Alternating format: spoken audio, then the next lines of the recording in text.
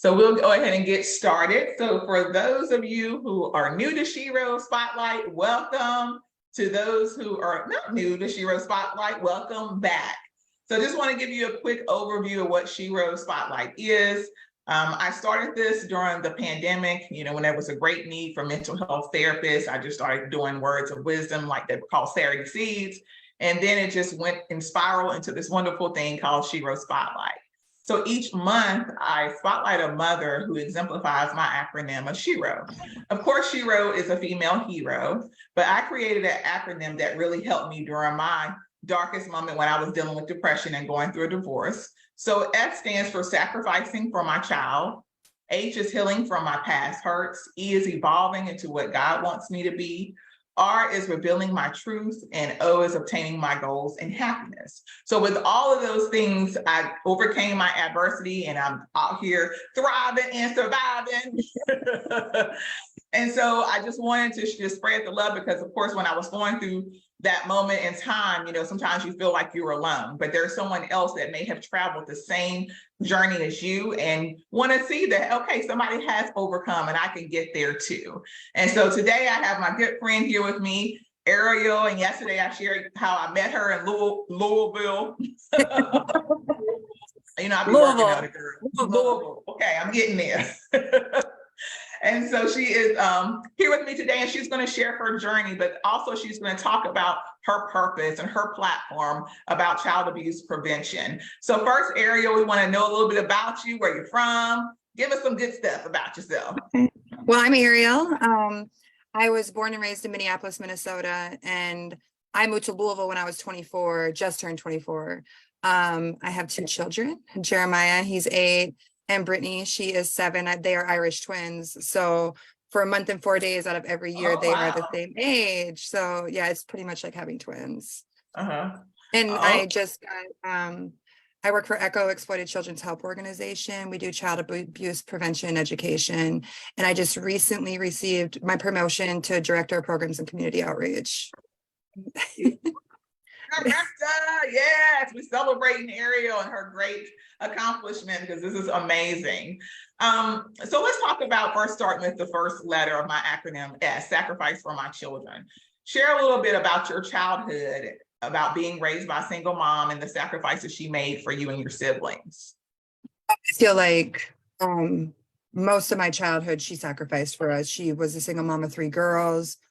We grew up in subsidized housing, on welfare. And I remember her going to college and trying to do better for herself so that she could overcome her adversities and put us in a better, position than when we were. But I do remember the struggles, when I look back at it now, and being a mother now, I think I see things differently when I look back and saying, wow, she really was, she really had to do a lot of work. She had to sacrifice, not only for myself and my 2 other sisters. I'm the youngest of 3 girls, so I had older sisters as well. And not having a father around and her having to play both of those roles as mother and father, I can see where the struggle was and where she had to make those sacrifices for us. Right. And what does sacrifice mean to you?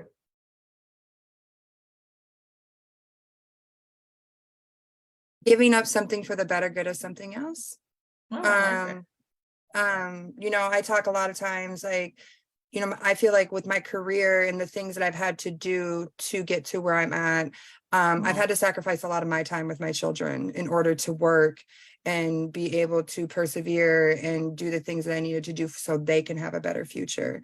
So I feel like a lot of times with my children, they have to sacrifice, their time. They have to share their mom with thousands of other children that I have to work with on a regular basis. Right. And so how do you balance that? Being, a director and, working and then having your children and like you said, having, maybe not spending as much time with them because you're, focused on your career. How do you balance that and not feel guilty about that? Yeah, it's a daily struggle. I feel like sometimes it's like, am I doing enough for them? Am I doing too much over here? But I always have to remember that my children are very well loved and they know that they're Right. well loved, and I have great conversation with them, and it's not just like I leave and I'm just gone, just whatever. It's no, mommy has to go to work and I have to do what I have to, because I do work two jobs. I work as a director, and then I also have a part-time job where I bartend part-time, and that takes most of my weekends. So the days that I don't have work, which is usually Sundays, I spend for my children.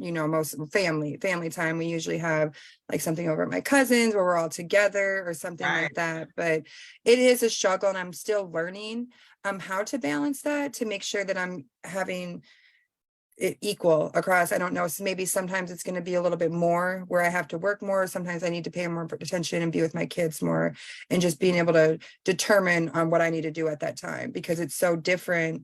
If my life fluctuates so much, between Right. working at Echo and, my part-time job and then being a mom, but just having to remind myself that I'm doing the best that I can, and I'm Right. doing the best that I can with what I have. So Right, absolutely. And also, you want to shout out, you have a great co-parenting relationship with their father too, because I like to shout out our men, yes, especially doing yes, wonderful things for their children. And so that probably also absolutely. helps. Yeah, I got to give him his flowers, when they're due, and he is, I'm very fortunate to have the relationship that I do with him, and for him to be the amazing father that he is. There's nothing you can take away from a man that shows up and shows up for his kids on a regular basis, and who's there, when I can't be, and being understanding that I'm having to, I'm on this journey right now, and I'm having to set myself up. So it's going to have to work a little bit, and him being understanding and being with the kids a lot of the time, and Right, him that's sacrificing his time to be with them, right. but I'm very fortunate. I'm very blessed that it's not a combative thing, and we can work together, because at the end of the day, we just want our children to be loved, and well That's what's taken most care of. important. Absolutely. I love that. And so again, hello to everyone out there and those of you who are just now joining us. And so now we're at the H, healing from my past hurts.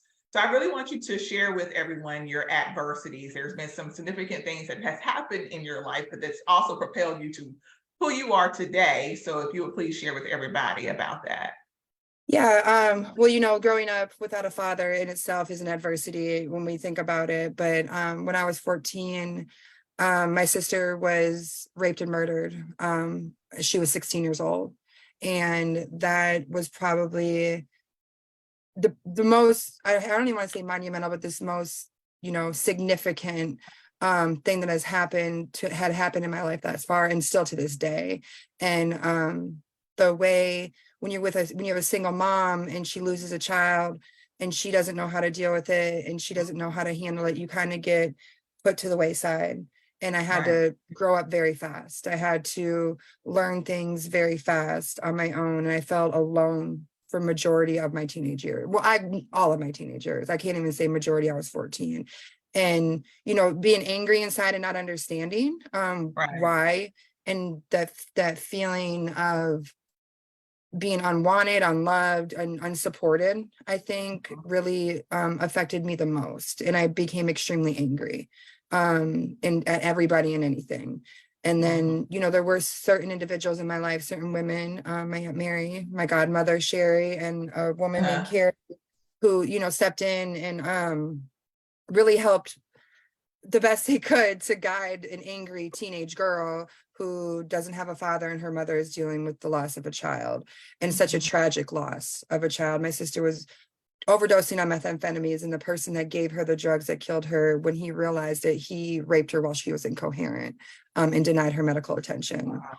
And you know they wanted to pass it off as like a teen suicide, and that just wasn't the case. When my mom went to go identify her body, she had bruises on her, and my mother couldn't understand why.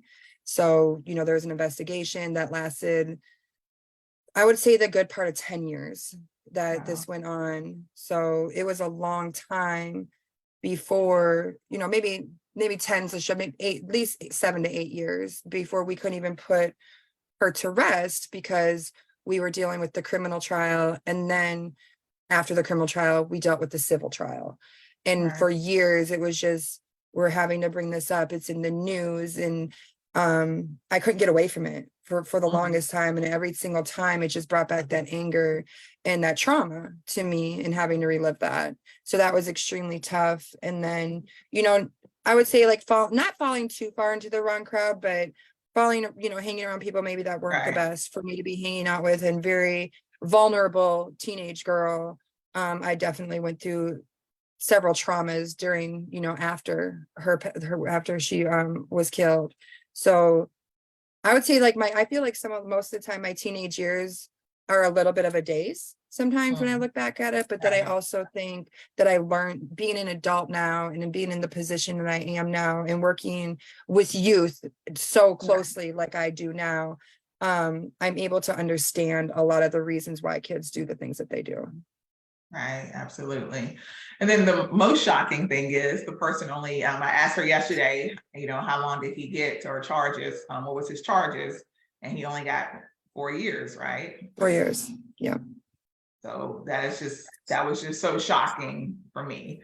So how did you really deal with, and then also there was another tragedy too in your life where you lost a significant other. And if you share that as well. Yeah. January 11th of 2022, somebody I was dating, my boyfriend, he passed away with complications due to COVID. He had gotten COVID and was a pre-diabetic, and we were unaware of that. And his blood pretty much, turned to sugar, and he didn't make it. And he was 32 years old.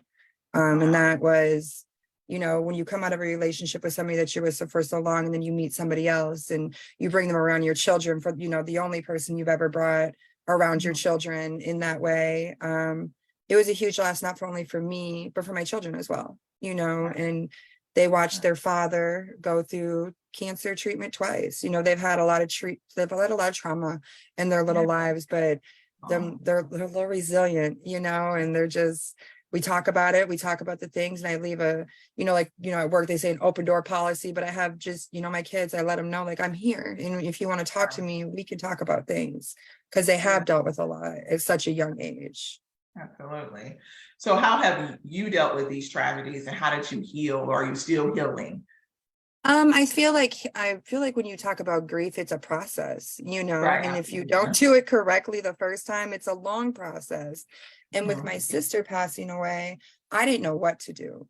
I didn't have a dad. My mom was unable to be there for me emotionally.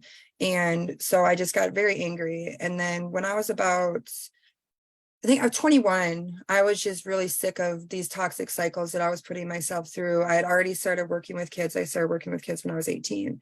And I Mhm. knew that I wanted to do something with this. I knew I wanted to be great at whatever I did with it. And Right. so I decided to get myself some help. I went through what is called EMDR therapy. And I know you know what that is, Alicia, but Yeah. it's like a hypnosis almost. Mhm. And I went through it for 2 years. And it was easily the hardest thing I've ever had to do, going back to those memories and having to work through them in a healthy way. But it was the best thing I ever did for myself. And I know that today I would not be able to do the work that I do and be as effective as I am inside, working with the kids, if I wouldn't have gotten myself the help that I did when I was, 21, 22 years old. Right. Absolutely. And that is a really good therapeutic for those dealing with trauma EMDR. So definitely, look into that. And I think the professionals who do that, I'm not trained in that, are amazing because it takes work. It is, it's a lot of work. I could imagine being the therapist, absorbing all that trauma. So I Yeah. had a great one, and I'm very fortunate for the relationship her and I had. And she helped me. And I wouldn't say I'm healed. I wouldn't say that I don't have my days and my moments, but I feel like I handle them better than I would have my younger self, my angry self, misguided, you know, felt left behind self. I feel like I had enough self-worth to be like, you need help. And Right. so I Right. did. I got myself the help. And please understand your anger is normal. I mean, because how cruel was the world for someone to do that to a child, Yeah. But like you said, having the tools to be able to manage it in a healthy way, because your emotions are valid for sure. And then, and I'm sure you went through a lot of different types of emotions as well. But having the toolbox to be able to manage it in a healthy way is what's key. And so now when we get to the E, evolving into what God wants you to be, I want you to share your journey with working with children. You just touched on a little bit how you got involved. You said when you were 18, and that kind of took off from there, and just really talk about your journey and talk a little bit about Echo as well. Okay. Yeah. I started working with kids when I was 18 in a daycare setting. And there was this one little boy, his name was Jacob. I'll never forget him. And he was autistic, and he was brilliant. And I was so drawn to him. So I started working one-on-one with him inside, a daycare with him, and with me getting the experience just working at a daycare, being around kids and doing the things that you have to do to be, able to work with children. I started working for a school district up in Minnesota, and I worked for their before and after school program. And I would work with some of the times I would work with their children with special needs and be one-on-one with them. So I kind of fell in love with this special needs community, very much so. I loved them. And, I felt like it wasn't that we didn't understand them, or they didn't understand us, we didn't understand them. And I wanted to know how to understand them. So when I moved to Louisville, I started working at a nonprofit organization here called Exceptional Teens and Adults, which is no longer, that is a day center for disabled adults. And I ran their teen center. So I worked with all the kids, and I ran their teen center, all of them with on the spectrum of different types of disabilities, autism, Down syndrome, all through, when we talked about intellectual disabilities. Loved it. And then in me working in that, I had, I made some friends that worked in the, the same type of community that I worked in. And this opportunity for a teacher assistant came available at a school that was specific to children who were autistic. It was called the Academy at St. Andrews at the time. It is now called the Bluegrass Center for Autism. And I worked there. And then after I was there for about 3 years. And then after that, I started school, and then I got pregnant with my son. And then, so I was like, let me take a break from school so I can have him. I'm a brand new mom, I just want to be able to just absorb this. And so about I'd say probably like 2.5 months, 3 months after he was born, I started working for a for-profit company. I worked for an IT company. It was one of my girlfriends, her father owned it. And I was there, and during that time I also had my daughter. So I'm like, okay, now I really have to work. I don't really have a choice. School is kind of out of the option for me right now. I've got 2 kids. I've got a newborn, and I've got a 10-month-old. So I continued to work. It was called Paratech. It's no longer as well. They got sold. But I worked there for 5 years. And in that time, there was promotions as well, but it just wasn't my thing. I wasn't happy. I always, I like working for people, or for people to help people. And that was just always been my, so when they got sold, and I got let go because for various reasons, but basically because they didn't need me, they gave me a type, and they're like, so I had taken some time off. I took about 6 months off, and I was like, what are you doing, Ariel? What do you want to do? What is your purpose? What are you trying? Where are you at with this? So I'm looking for jobs. I hadn't had to look for a job in forever. My resume wasn't up to date. So I found this job at Kentucky Organ Donor Affiliates, which is a nonprofit, and they handle all the organ donation in Kentucky, Southern Indiana, and Huntington, West Virginia. And I was like, well, this is really cool. It's an HR position. I can be at a front desk. I can be in the office. I like an office girl. And as much as I love the mission and, what they did and the people I worked with, because I met, some lifelong friends, phenomenal people. I obtained my APHR while I was with them, which is my Associate in Professional Human Resources certification. And about a month after I received my certification, I was there one day, and I was filing papers, and I'm like, this can't be it. Like, Ariel, this cannot be it. Like, this isn't this. As great as this place is and how much you believe in this place, this isn't what you need to be doing. So I had reached out to Sonia Gray, who is the executive director for S.H.E.R.O. And I just wanted to volunteer. Like, do you have any volunteering? I just want to work with the kids again. Like, I missed that. And she was like, call me. I'll never forget it. It plays back in my head so many times when I look back on the last 2 years and where I'm at now. And I was like, well, I'm on, I'll call you on my lunch break. And she told me about this position for the program coordinator. And I'd be working with kids, I'd be educating them on child abuse prevention. She really she was selling me this job. She's like, you'd be perfect for Right. it. So, it wasn't because I knew her, it was an easy thing for me to get. It wasn't nowhere. I feel like I had to do probably a little bit more, because the position, it required a bachelor's degree, and I just don't have that. But I have a ton of experience of working with youth and working with children with adversities and traumas and, everything of that nature. So I needed to get my letters of recommendation. And if you ever want to feel good about yourself, get a letter of recommendation from somebody, because you didn't even know this about, Right. so I had gotten letters of recommendation from past parents of students I worked with.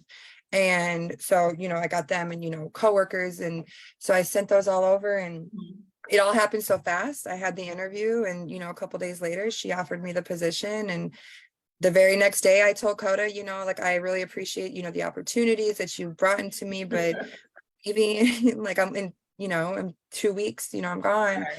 And October 8th, I think it was the 8th, 2021, I started at S.H.E.R.O, and Yeah. I just no turning back, and it's been Yes, amazing. you've been going. Yeah.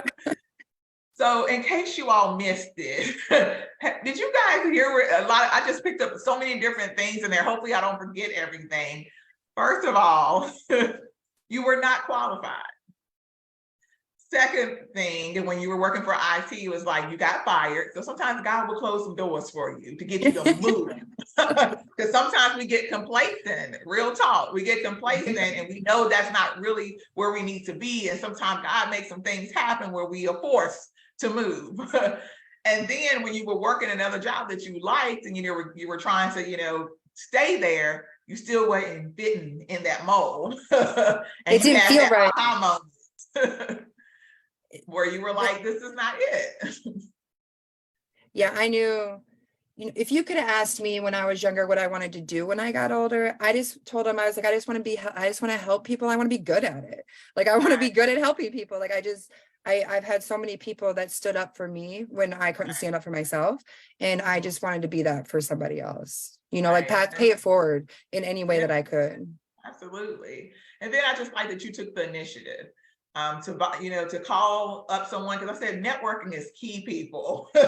Yes, Make connections with people, because you just never know. And then also you don't want to burn bridges either with people. But you took the initiative to call. You wasn't sitting around waiting and for somebody else to look for you. You took the initiative to call her, and she was selling you this position. And like I said, you were not qualified. You didn't have the degree, but you said, hey, I'm going to do it anyway. Because if it's meant to be, what meant to be it doesn't matter your qualifications or anything. What God has for you is for you. And this is definitely in your lane. This is your purpose. Yeah. You're walking in it. You're now a director. And it's so interesting how people sometimes can see things in you that you don't see in yourself. Yeah. And so sometimes it only takes that one person, like you said, your manager, to believe in you and to show you the ropes to say, okay, I can do this. And so shout out to your manager for giving you that. Yeah, Sonia Gray, the executive director for S.H.E.R.O. I could go on. I could write a book about what she means to me, but the leadership she has provided to me has been nurturing and has been corrective criticism in a way that's not like, oh, you're doing all this wrong. No, this is what we need to work on, and allowing me room for error and room for mistake and allowing room for growth.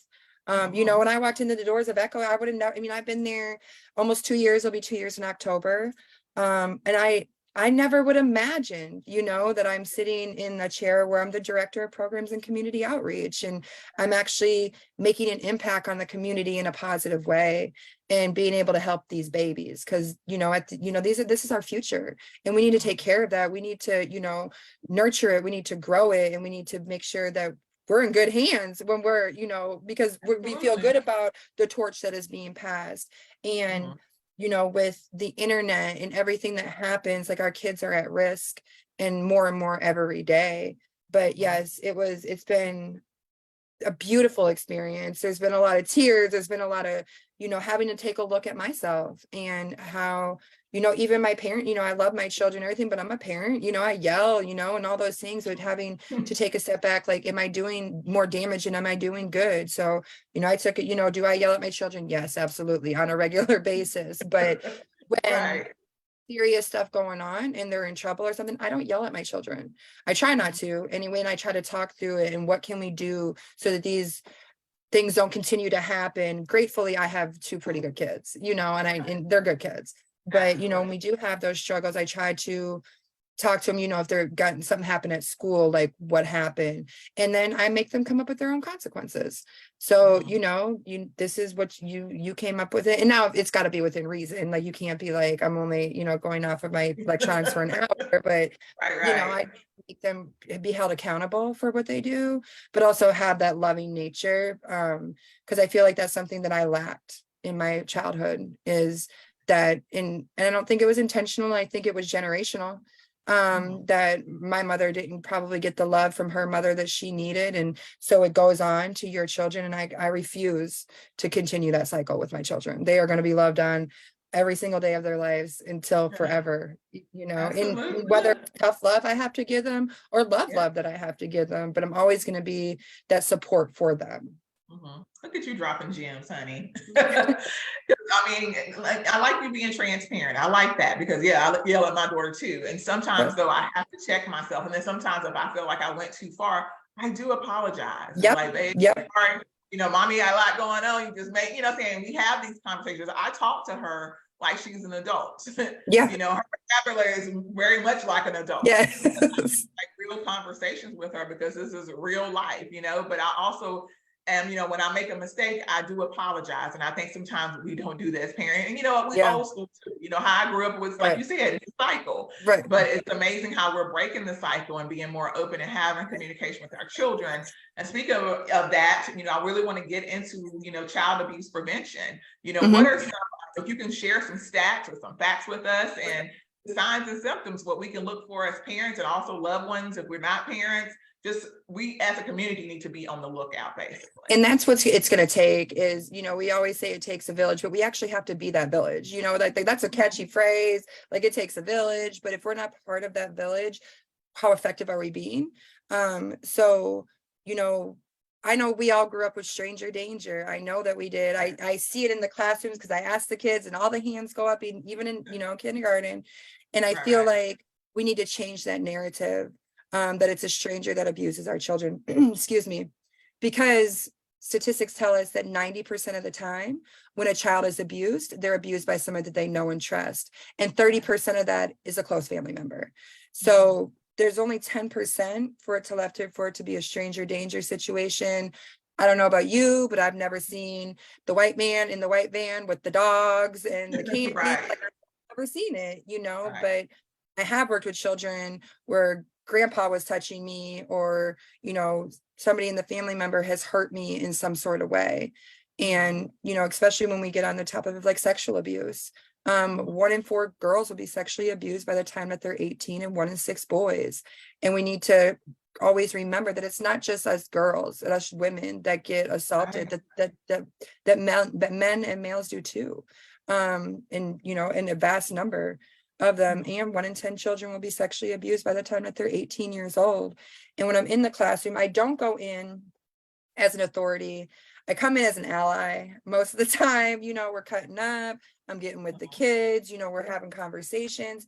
And I always tell them I'm not trying to scare you, I'm just trying to make you aware so that these things don't happen to you.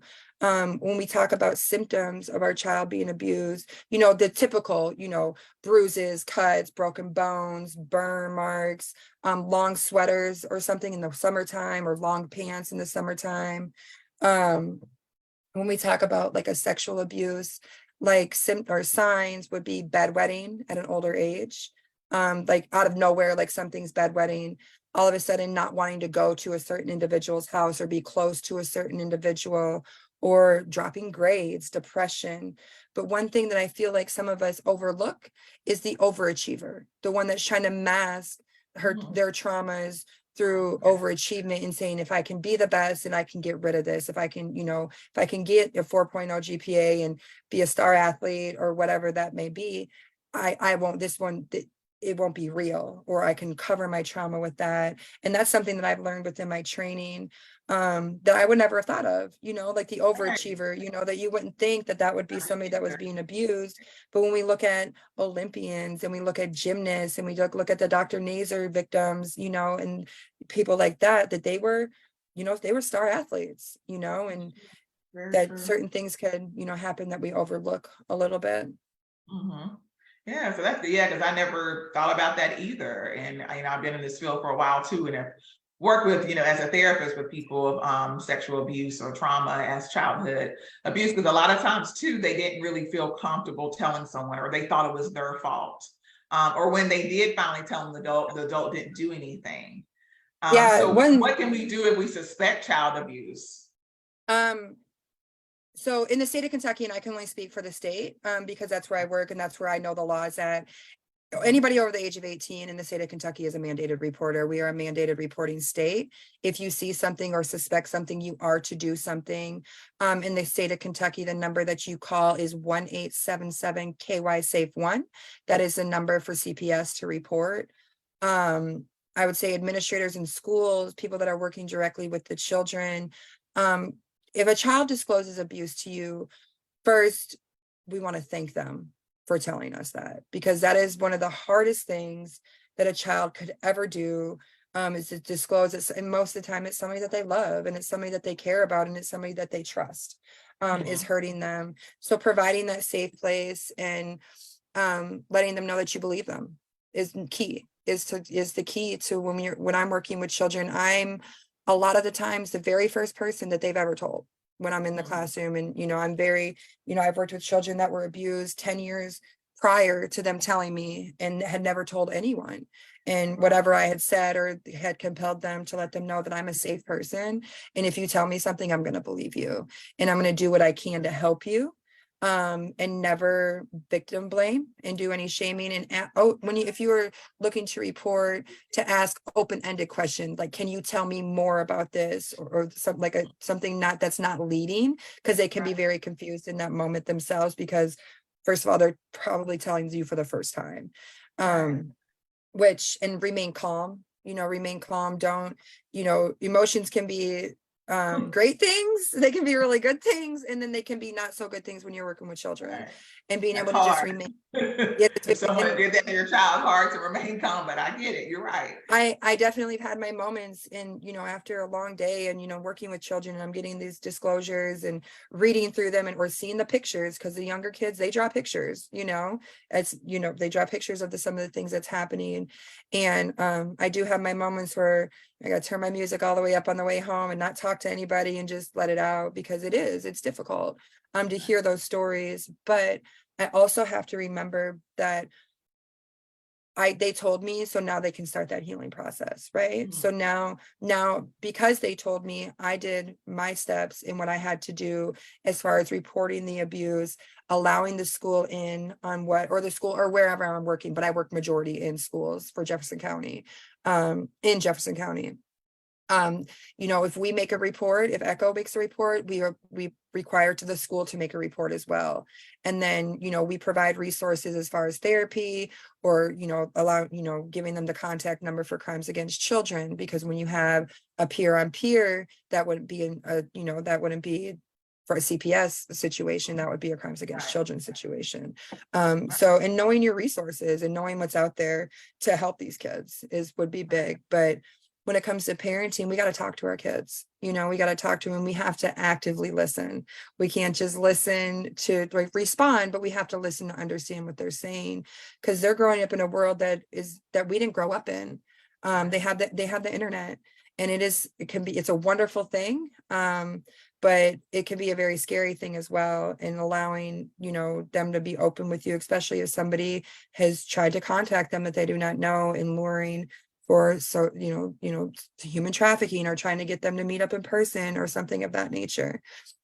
Right. So making sure, like, if they're playing games or they're on their tablet and things like that a lot, or iPad or whatever, making sure you have parental controls, what I'm saying, And also just being vigilant, watching because sometimes even my daughter be, I'm like, what you watching? And I'll be over there looking, and it's usually something crazy. I'll be like, I can't believe you watching this Right. porn. But anyway, you watch somebody playing a game. But anyways, but you want to, see what they're watching, because like you said, they can get exposed to so much within minutes, seconds, actually. Yeah, the number one search, and I took some picture. I'm just going through my phone because I wanted to make sure I had some facts for you when we talked today. And I'm in it all day long, so sometimes I'm just regurgitating information. So I know that like in like 6 to 8 year olds, the number one word searched is porn. That as young as second, third graders, they're looking at things that are inappropriate for them. And it's because they're overstimulated and they're giving all this. We live in this world where everything's at the palm of your hand. So if you want to know something, you don't even have to know how to write or type. You can just speak it into the microphone and say, hey, look this up for me. And then they're exposed to whatever is on that site. And being able to, people, we talk about privacy with our kids. Well, I'm sorry, but I'm checking your phone and I want to know what's in there, and I'm being vigilant, and I'm making sure that I'm doing what I need to do as a parent so that I'm keeping you safe. Because kids are tricky and they find ways to hide things through apps and all that. But then we also have to think not just of our children, but the outside world, that there's actually people out there in the real world and in the digital world that hurt children. And sometimes the things that our kids are doing are putting themselves at risk, like sending inappropriate pictures of themselves to people, whether it's their peers, or whether it's people that they meet online. In this, it's federal law that it is illegal. And in the state of Kentucky, you can get charged with a felony for distribution of child sexual abuse content, for making a mistake. So I really kind of try to drill that into those children's heads, especially, like when we're getting into like the middle school level. But I've even dealt this year with as young as third graders sending inappropriate pictures of themselves to each other. And it's everywhere. It's not, one thing when we talk about things like this and child abuse is it's not racist, it's not prejudice, it's not classist, it's not sexist, it's not any of those things. It can happen anywhere to anyone by people that you wouldn't even believe that would do it. Wow. That just, opens up my eyes so much, especially with the social media, because, it can get really out of control, because you sometimes may not know, if you're not vigilant, if you're not asking questions, you don't know who your child is talking to or what things they're getting exposed to. But also the other part too, where you were saying, if they were to send pictures to a peer of themselves, inappropriate pictures, they can get charged.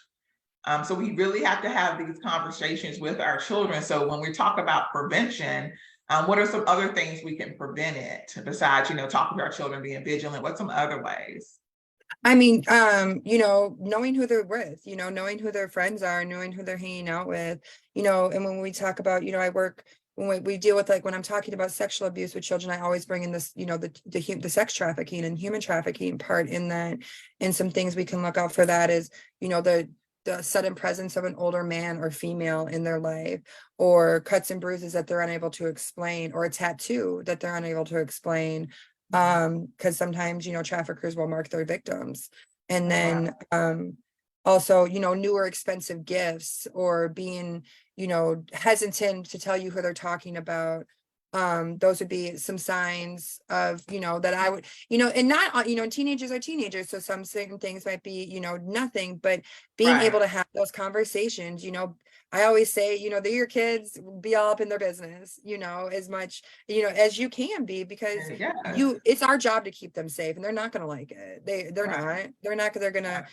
going to rebel. They're going to be like, why are you doing this to me? But, then they'll look back and be a 37-year-old like myself and being like, okay, my mama knew something back then, and I'm glad for the things that I wasn't able to do when I really, really wanted to do them, Right. I agree.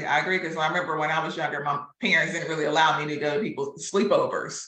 And now I understand why, like you said, you really know who these children's parents are, that if they are having a sleepover and your child gets invited, who are the parents? Who is coming in that house? You don't know who is coming in their house. Do you really know these people? But you're okay with just dropping your child off there? So it's like, you really have to get to know the parents and, things like that to, and to find out who all is, because I'm gonna be honest, I don't really like dealing with other people's kids. I don't want to be in the office or anything. I don't like driving other people's kids around, you know what I'm saying? because you just never know. And that's what I say, you have to Right. be, ask questions, get to know the other parents. And then also another thing I thought about too, with sex offenders, I recently moved to a new neighborhood and was just like, they have registries typically in every state where you can Yep. look it up, you can put your address in and it will come up to, well, who's a sex offender in your Yep. neighborhood, or Yeah. how close Hmm. the proximity is, because that may deter you from buying a house in that neighborhood if there's a Yeah. whole lot. So I would say, again, that's something to do as well. I would encourage you, wherever you are, what state you're in, go to the sex offender registry, put in your address, see how many sex, it could be your next door neighbor. Not to say that you're going to be acting funky, but I'm just saying, just to be vigilant and, letting your child be aware. Because even Yeah. my daughter, she rides her scooter, and I'm like, don't go too far where I can't Yep. see it. Yep. I don't let her play outside by herself. I'm somewhere on the porch or somewhere where I can see her. She's in my eyesight. Because let's be real, we've seen a lot of murders happen where somebody just snatched somebody's kids, and it could be the person down the street. And so that those type of things do happen. Those are the times where it might be a stranger, Right. You're absolutely right. And, and I always, tell children, like, we need to know who our safe adults are. The foundational elements of our program that we teach are based on the 5 safety rules. Safety rule number 1 is to know what's up, knowing your personal information, knowing your parent or your guardian's personal information, and what to do in whether situations or people are safe on and offline. Safety rule number 2 is to be able to spot red flags, to know the warning signs of a situation or person when they're not safe. And safety rule number 3 is to make a move to get away if you're in danger and to stay away. And then safety rule number 4 is to talk it up and being able to use your voice to keep you safe if you're being assertive, with our voice, or use your voice to keep you safe by reporting abuse, and having those tough conversations. I always tell kids when I'm the first person that they tell, that, the hardest part is that they had to tell somebody for the first time. And, that I was that first person. And now the next hard part is now we got to tell mom and dad. Or we got to tell our guardian, but you only have to do that one time. You only have to do the first time one time. And I feel like when I say that to them, they're like, okay, it kind of like relieves that anxiety. So being able to talk it up to our safe adults. And then safety rule number 5 is no blame, no shame, which I feel like is the most important, because it teaches kids that no matter what has happened to you, whether you've been, groomed online or groomed in real life, abused in any type of way, that it's not your fault. It is the adults' jobs in all of our lives, to keep these children safe. And it is not their fault if they've been abused, and they shouldn't feel blamed. They should not blame themselves, nor should they feel ashamed for having to report somebody if they've done something to hurt them or somebody else. Right. And then we bring in the safe adults part of it. And I let kids know that not all adults are going to be your safe adults, and your safe adult might not be the next person's safe adult. So you have to know who those people are in your life. And for kids, I tell them, like, you got to let them know that, that they're your safe adult and that you trust them in that way. So that they know that if something were to happen, or they can kind of keep an eye on you to see if maybe you need somebody to check in with you or something like that. Right. I love that. And then another thing I thought of that a friend told me too, like if your kid is a kid that might walk home from school or whatever, because I know some kids do, or just if they're outside playing and someone stop and say, hey, your mom told me to pick you up or whatever, she gave her child a password or code word. Yep. And so he'll say, if that did happen, he said, what's the code word? Because only him and her know that. And so if that person didn't know, he knows that's a stranger and don't get in the car with that person. Yep. And I love that you brought that up, because that is something that we talk about, especially with our younger kids, like our elementary school age kids, that we talk about, having a family password. But I always have to remind them, like, we're not talking about a Wi-Fi password, like, because they're like, Right. the Wi-Fi password, Miss Ariel. And I'm like, no, baby, we are talking about a real word, like, that you got to speak out of your mouth, But yeah, Right. having a family password is a great tool to have with your kids, especially if they get picked up by different people sometimes, so. Absolutely. Yeah. And then I think too, as parents, it's just, again, and being a single mom for myself, I'm gonna speak on, for myself. I mean, I can't speak for everybody. And we've seen this in the news too, where females leaving their children with their boyfriend or somebody they're newly dating, and then they end up hurting the child or whatever. It's just like, I get it. You may have to go to work, but use proper child care. You do not leave your child with anybody. Just Yeah, don't. you don't. Even if it's your boyfriend, if somebody you're not dating for a long time, or somebody for a long, don't do that. Yeah. Don't do it. I would say if you don't know that person, when and I hate to use, I try to steer away from using the word trust, because I know that usually people that the children trust are the one that are abusing them. So I kind of like, I try to stay away from like trusted adult. I don't use that a whole lot. I use safe adult, but we know what it is to trust somebody, right? We know as adults that, okay, I know that I can leave you in my house and everything's going to be here just the way it was, and my children are going to be safe. And that takes years, in my opinion, to build that trust, especially when it comes to our children, to leave somebody with them, the care in their care, or something of that. I'm with you, Alicia. Like, we don't do a whole lot of sleepovers. Y'all can come to my house because I've always got somebody's kid over here. But there's very few people that I allow my children to go spend the night at, and it's for the reason. Maybe it's because I do the work that I do, and I see a lot. I see a lot, and I see the traumas, and I see it's real life for me. It's not somebody, I'm not doing somebody teaching me this. It's something that I'm in. I'm in the trenches every day working with these kids and trying to advocate on their behalf and make sure that they're staying safe. So me as a mother, I'm like, well, I know for a fact that my kids are safe at home, and I know that anybody else that comes into my home is safe. So we can just have sleepovers here, or my cousins, he's like a brother to me, very good. That's my kid's uncle. I know for a fact that, he's not going to let anything happen to them. My mother, there's very few people that I trust with my children. I do believe some of that is because of the work that I do and the fears that I have, and I feel like that just comes with it. It's part of it. When my kids get older, it's just be like, hey, that's what comes with the territory when you work with a mom that deals with trauma, but this is my purpose in life, and I'm really good at it. And we were talking yesterday, you're like, you need to toot your own horn. And I said, I told you, like, being humble is I feel like how I got this far in my career, but I am good at it, and I do reach these level where they trust me. And I hate when I get it's not my favorite part of my job when I get these abuse disclosures, but it is, if that makes sense. Because I know that because they told me, I'm going to do what I can to do, make sure that this isn't happening anymore. And that whatever I said in this classroom for the hour, I'm only in there an hour with them, twice. So they see me for 2 hours.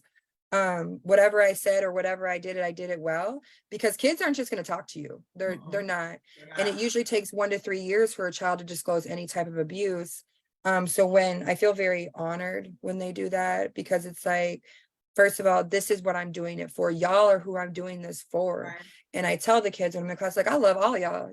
My job, my purpose and what God put me on this earth for was to help keep our kids safe. And I know that now. And now that I know my purpose and I'm living in it, and, and basking in this, this new promotion, and being able to do and accomplish some of the things that I've accomplished with being an ECHO. I graduated Focused Leadership Louisville in December. I just graduated my social justice program last May, or this a lot of things, I'm moving, doing things I never even thought were possible. So I just want to show other children, or other young people, or women in themselves, that anything is possible. You just have to persevere. You have to want it more than you think that you can't have it. And like with me, I wasn't qualified to even work at ECHO there, but I'm like, what, they're gonna take me and they're gonna love me, and I'm gonna do this really well. And I am, and it feels really good to be able to be like, what, you did that, you did all that. Yes. With the, amazing people in my life. But I'm very fortunate because when we talk about, and I know what ACEs are, Alicia, adverse childhood experiences, it's a score of 10 is the highest. Well, I score a 7. So being able to be where I'm at today, and knowing what I do know about the adversities that I've had to overcome at a young age, I beat all the odds. I did. Absolutely I did. I did. You did. I have to remember that, even on my hard days, I'm like, because I do have my days when the kids, they're doing the most in the classroom, they're throwing stuff at each other. I'm just like, y'all are nuts, but I have to remember the true purpose of me being there is for them, Absolutely. So. Absolutely. And so I want you all to give Ariel some love, those who are on here, some hearts out there, some love, because she's so right. She has defied the odds. And then also just walking in her purpose, and also working with this population. Because when you talked about working with children with autism, working with those with special needs, working even with the children with child abuse prevention, that is hard populations. I have worked with them all and don't work with them anymore because they're very hard. I mean, autism was like one of my first jobs out of graduate school. It was very, very hard. You have to have a good heart, because my hat's off to anybody who work with these populations. because you have to have a lot of patience. You have to have a really great heart, because they are a difficult population. And and like I said, a shout out to all the caregivers too, because their parents and those who take care of them. It's a lot. It's a lot. So when I meet people who say they love this, they have a desire, I'm like, that's a good person. Thank you. Yeah. That person is God sent. So my hat's off to you. I'm just so proud of you. Thank you. All that you're doing and for the children. And then one last thing on the child abuse, making sure you have conversations with your children at an early age, because now they have books at different ages, good touch, bad touch. I taught my daughter very early, because like I said, I think it's because the field that we're in, we start out early. Yes. But to have those conversations, because it can start, at any time in their life. So if they know about it and understand about it, they can speak up and they know what to expect. Because I tell my child all the time, I check in with her sometimes. Anybody touch you, anybody bother you? She's like, no, mom, if they do, I'm going to let you know, And so we have relationship, because I want her to know this is always, like you said, a safe place for her to be able to talk. And then also, when a child do report this to you, do not think they're lying or saying, oh, you're lying. Don't do that to them. Don't do that to them. Even if you think so, or you suspect, or they might be, treat it like it's real. Because even like when I work with clients that are suicidal, we treat everyone like it's a real thing. Even if they're a person who is superficial and is not going to follow through, we still have to treat it like they can, because they can technically. So right. And I agree 100% with you on that, having those conversations with your kids. But most importantly, if they tell you something, we got to believe them, we got to take the appropriate steps.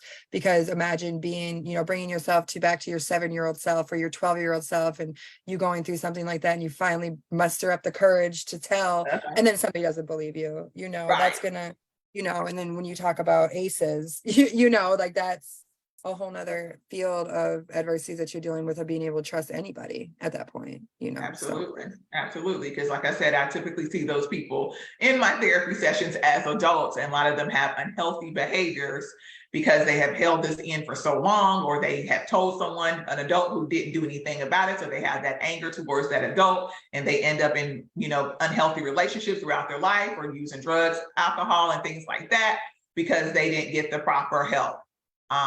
So we do want to make sure we handle it with care when it is reported. And so when we get to revealing your truth through your adversities, what have you learned about yourself?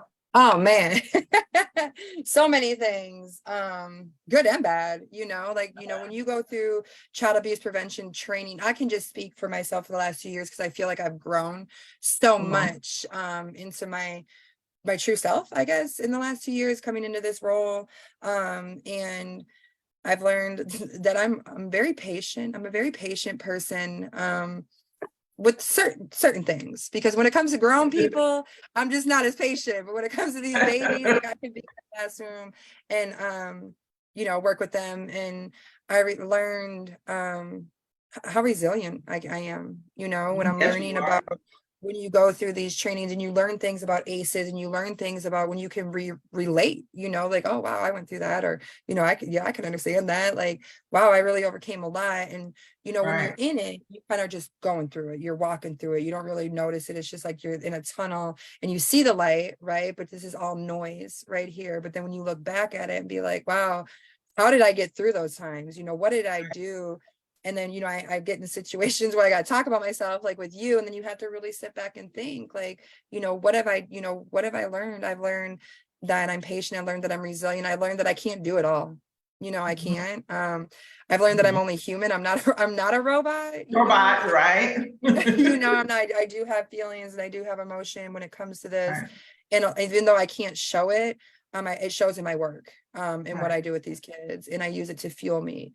And I learned that, I'm now a leader. I have somebody that I supervise, that, that she looks up to me, and I trained her. She's like, I know how Sonia feels, my boss, just letting her go into the world of child abuse prevention, because it can be a scary place, and there's people that are gonna, not agree with you. And there's going to be people that can try to kind of twist it to where, like, no, this is not abuse, but no, it's really abuse. Right. Yeah. And call it what it is. Yeah. But you've gotten so much love in the chat here, and a lot of hearts, a lot of thumbs up. So you're getting a lot of love out here. And so last question, and then we're going to go to our Q&A and then our giveaway. We have a great giveaway, so make sure y'all stay on for those who are on to the end. So obtaining with the O, obtaining my goals and happiness. What is happiness to you, or how does that show up in your life? My children are happiness to me. And Oh, I got to teach their classes a couple weeks ago. mhm. And my children, my kids are really loud. So everybody knows and they're really big. So everybody knows who my children are. And, at the school, and watching them run up to me and then being able to be in their class, and then the look in their eyes, like, that's my mama. She's up there teaching, these kids happiness is peace, being able, having some peace in my life, or being able to provide it. um it's a lot of family, happiness, love, a lot of different things are happiness to me. um to be where I'm at today and look Right, back at where I've been, that's happiness to me, because I can see the growth that has happened in my life, especially as a young adult growing into, a more seasoned professional. I'll be 40 in 2 years, but but having that, and um I've learned so much about myself. I don't even know if I could write it all down, but just so much. And I've learned that there was a lot of inner child in me for a very long time that was screaming for help, and being able to, and I feel like me screaming for help was like, I need to find this purpose in my life. Like, I need to find this and I need to do it now. And now that I've done it and I live in it, it's like, they say if you love what you do, you never work a day in your life. That's true, but there's some days that I definitely work, right? That right. there's I Uh-huh. definitely work. It's not like that draining, like I hate my job feeling. It's that, Right, oh, I'm exhausted because I've been working with 600 kids this week, or something like right, that. But I've learned so much. I don't even think I could even name everything. When I was right. part of that social justice youth development program, I was in that for almost a year. I learned tons about myself, when it comes to youth, and the way that, I grew up in certain situations and stuff like that. But it's been a fun ride. It's been a crazy ride, emotional, but it's been very purposeful, and I would do it 100 times over again to Yeah, land exactly where I am today, in the position I right. am, under the leadership that I'm under, being able to do the things that I'm able to do. It's been I'm really proud of myself, like, I Awesome. take some pride in that. Yes, and I just want you to toot your horn one more time of how many children you have educated. How many children have Oh you man. educated?